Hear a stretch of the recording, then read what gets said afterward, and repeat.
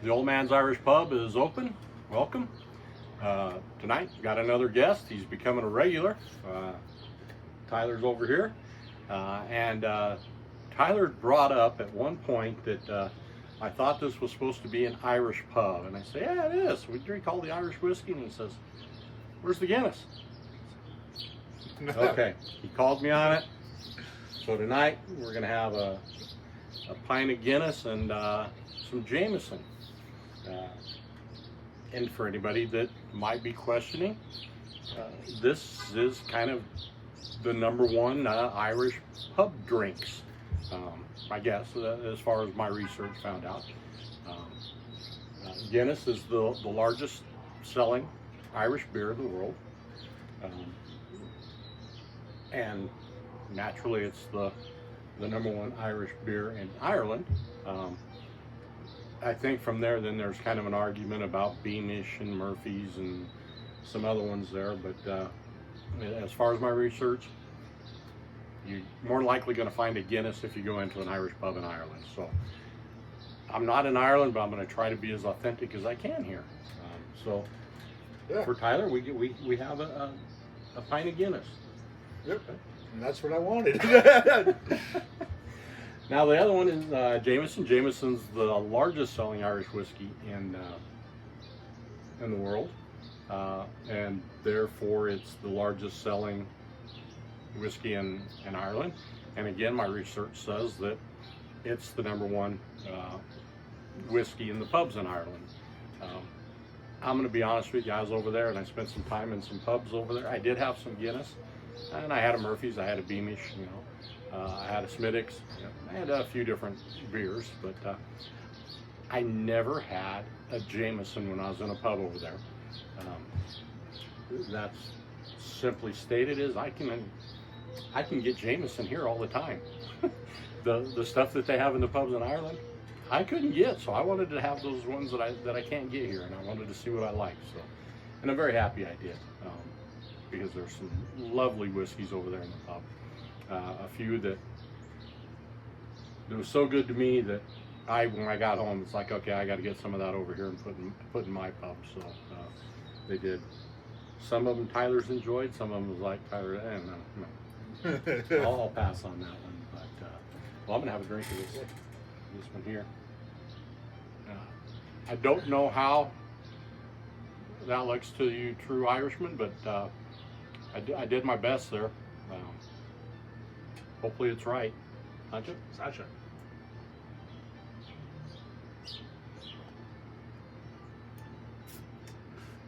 I didn't get to the G. To be honest, I didn't think about it until I started drinking, and then it's like, oh, how much have I had here? That's for another show, splitting the G. But anyway, if anybody's questioning, I got this little thing here for pouring my Guinness, and we're actually using the Guinness Draft Stout here. We can't get the Guinness Nitro Surge in the States here. So I'm trying to figure out how I can make that happen so I can have one of those. From what I've heard, a Guinness Nitro Surge with the Nitro Surge adapter is about as close as you can get to a pub pour as anything when it comes to pouring your Guinness. So we'll get those out and we'll try that and everything.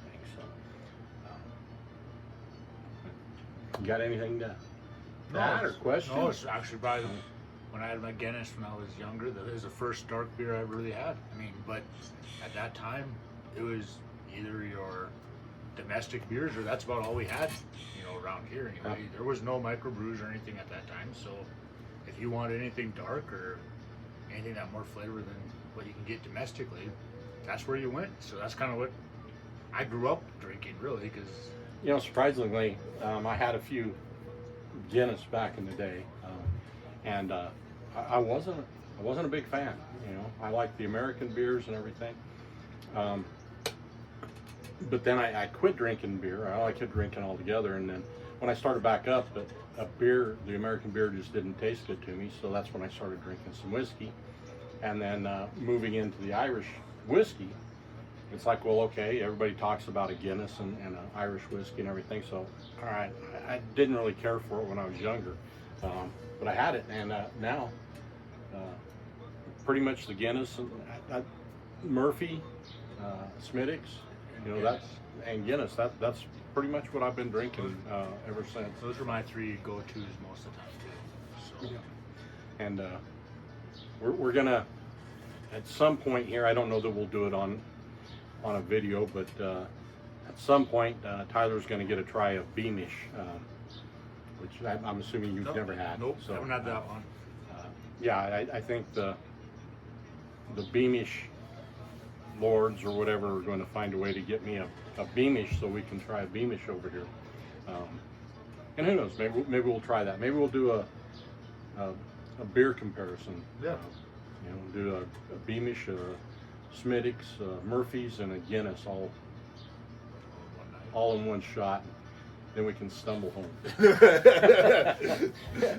You have a lot less farther to go to stumble home than I do, but the pub crawl here at the Old Man's Irish Pub is pretty easy. Yeah, you don't. If I crawl anywhere, it's right into my house. So. And there's no other Irish pubs around to crawl to. So. Yeah. Worst case scenario, I crawl in and fall asleep on his couch. If you can get to the if couch. I can get to the couch. Yeah. Something else I wanted to bring up while we're kind of just killing some time here. Next Friday, I set it for 6:30. We're gonna do my first live stream. If you're available at 6:30 Mountain Time, join us. I'm calling it Exploring 58.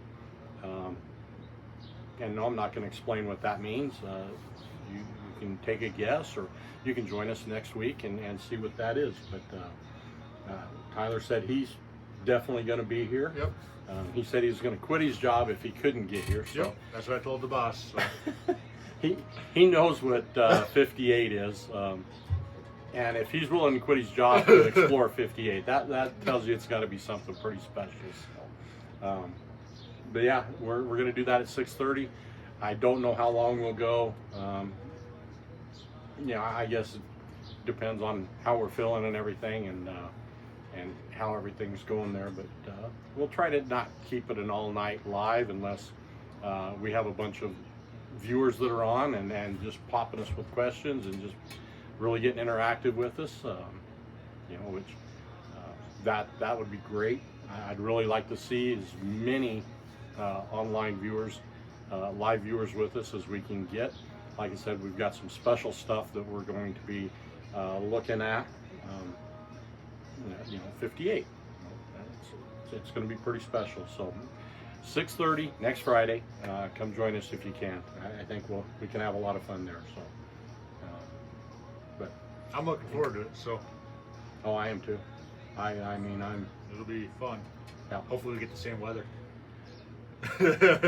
Yeah. I'd hate to have to do a live stream from just outside the Old Man's Irish Pub on the inside of my house. So. But if that's what it comes down to, that's what it comes down to. We will do that. But, and what do we got here? Jameson.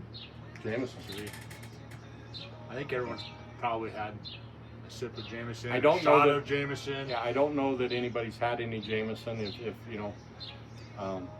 If you're looking for some notes or some thoughts on it, I'm pretty sure you might be able to find it somewhere online. I'm not going to give you any. This is what I'll tell you. I bought this so we could have tonight's episode. Okay, let's try it. Launch it.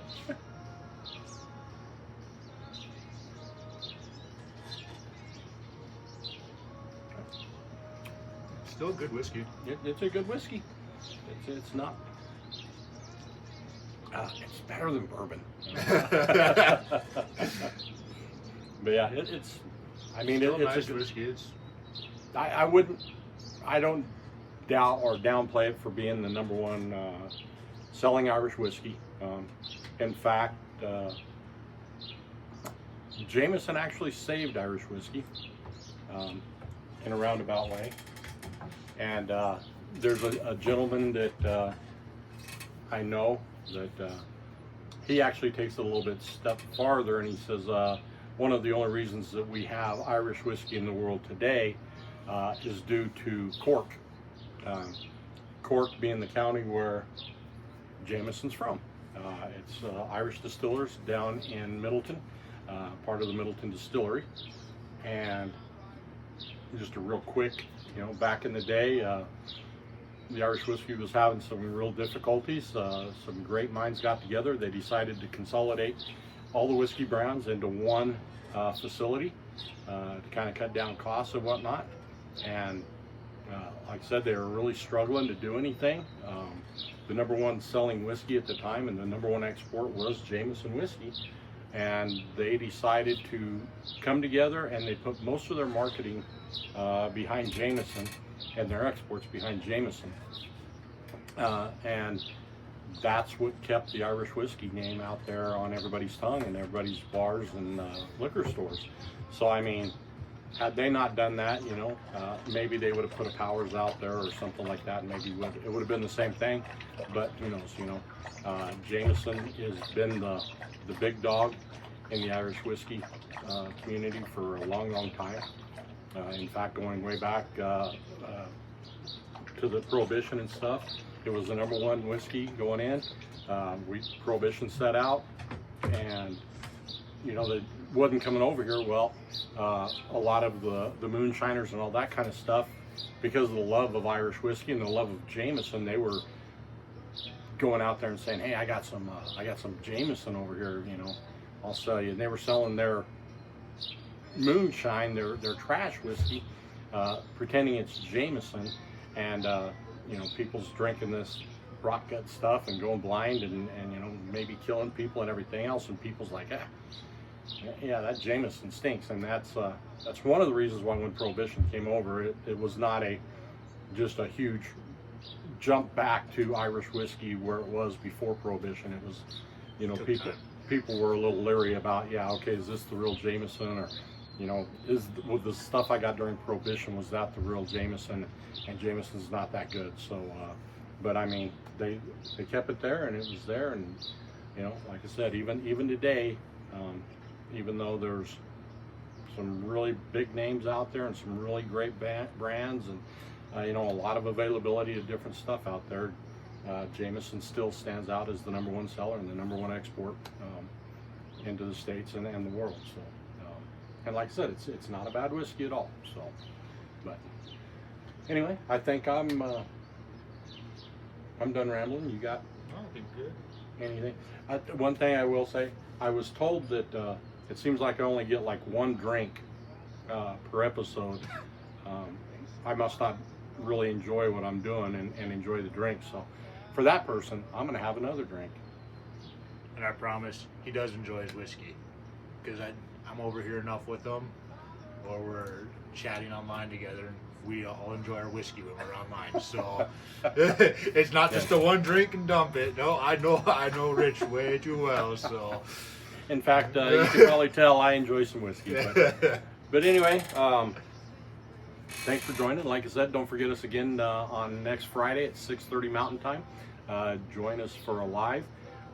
Hopefully to have a lot of fun there, and maybe share some stuff that people have never seen or heard or thought about drinking.